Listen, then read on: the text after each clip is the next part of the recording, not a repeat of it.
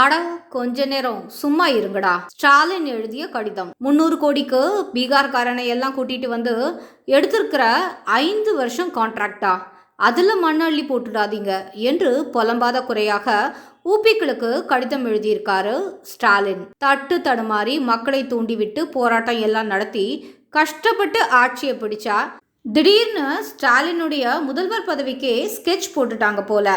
வழக்கமாக உங்களுக்கு கட்சியில் முக்கிய பொறுப்பு வழங்கப்படுகிறதா என்று உதயநிதியிடம் கேட்டால், என்னை விட சீனியர்கள் கட்சியில் இருக்காங்க, அவங்களுக்கு பின்னால் தான் நான் என்று எப்போதும் போல தன்னடக்கத்தோடு பதில் சொல்வார் உதய அண்ணா.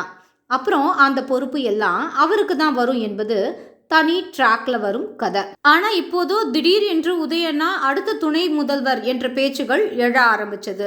அதை பற்றி அவரிடம் கேட்டபோது வழக்கம் போல மறுத்து பேசாமல் எல்லோருமே முதல்வருக்கு துணையாக தான் இருக்கும் என்று ஒரு பிட்டு போட்டாரு.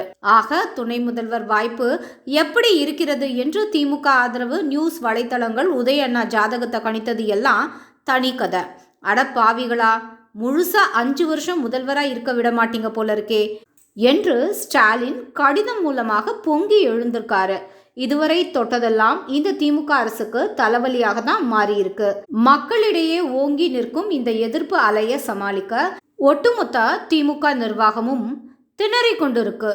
இந்த நிலையில் உதய அண்ணாவை துணை முதல்வராக அறிவித்திருந்தால் மக்கள் ஒன்று சேர்ந்து சீரும் சிறப்புமாக திமுகவிற்கு மூடு விழா நடத்தி விடுவார்கள் என்பதால் அதை தள்ளி போட்டிருக்காங்களோ என்னவோ. என் குடும்பத்தில் இருந்து யாரும் அரசியலுக்கு வரமாட்டார்கள் என்று ஸ்டாலின் ஒரு பேட்டி கொடுத்திருந்தார். உதயநிதிக்கு இப்போது துணை முதல்வர் பதவி இல்லை என்று ஸ்டாலின் கடிதம் எழுதியிருக்காரு. நீங்க எதுவுமே குழப்பிக்க வேண்டாம், சும்மா ஒரு தகவலுக்காக தான் சொல்றோம்.